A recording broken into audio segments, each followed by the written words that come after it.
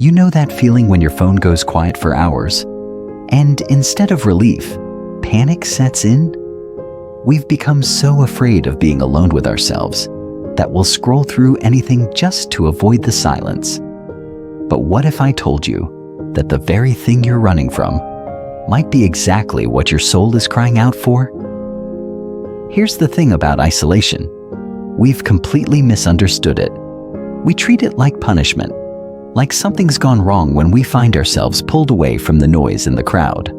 But listen, some of the most transformational moments in human history happen not in boardrooms or on stages, but in quiet, seemingly empty spaces. Think about it. Moses encountered the burning bush in the wilderness, not in the palace. David wrote the Psalms while hiding in caves, running from enemies. Even Jesus, who could have stayed surrounded by the crowds that followed him everywhere, regularly withdrew to lonely places to pray. Here's what's really happening when life pushes you into those seasons of solitude. It's not isolation, it's invitation. God is creating space for you to hear His voice without the static of everyone else's opinions. Space for healing that can only happen when you stop performing for others. Space for dreams to resurface that got buried under other people's expectations. I love how Henry Nouwen puts it in The Return of the Prodigal Son. He talks about how our deepest transformation happens not when we're busy proving ourselves to the world, but when we finally come home to ourselves and to God. That coming home, it often requires stepping away from the crowd. Now, I'm not talking about unhealthy withdrawal or depression. Those are real struggles that need attention and community support. What I'm talking about is those divine appointments with solitude. Those seasons when God seems to be orchestrating circumstances that pull you away from your normal rhythms.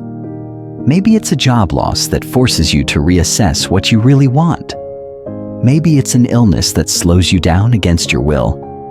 Maybe it's a friendship that ends, leaving you with time you didn't ask for. These aren't just random hardships, they're sacred interruptions. In 1 Kings, we see Elijah running for his life into the wilderness.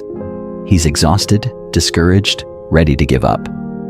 But God doesn't immediately send him back into ministry. Instead, God provides food, rest, and then a journey to a cave on Mount Horeb.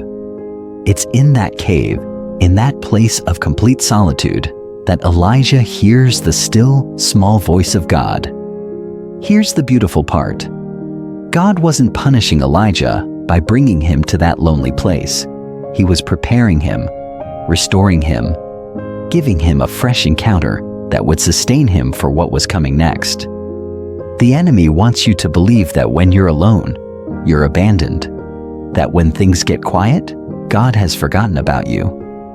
But what if it's the opposite? What if God loves you so much that He's willing to clear out the distractions so you can remember who you really are? Think about some of our most celebrated Christian leaders today. Joyce Meyer talks about her years of painful isolation after childhood trauma, how God used that wilderness to build the foundation for her global ministry. Tim Keller often spoke about seasons of spiritual dryness that, looking back, were preparing him for deeper ministry. So the next time you find yourself in an unexpected season of quiet, before you panic, before you try to fill every moment with noise and activity, pause. Ask yourself, what is God wanting to do in this space? What is He wanting to heal? What dreams is He wanting to resurrect? What voice is He wanting you to finally hear? Your isolation isn't punishment, it's preparation. It's not abandonment, it's appointment. God is meeting you there in that quiet place because He has something to say that you can only hear when everything else gets turned down. The invitation is always there. The question is, will you accept it?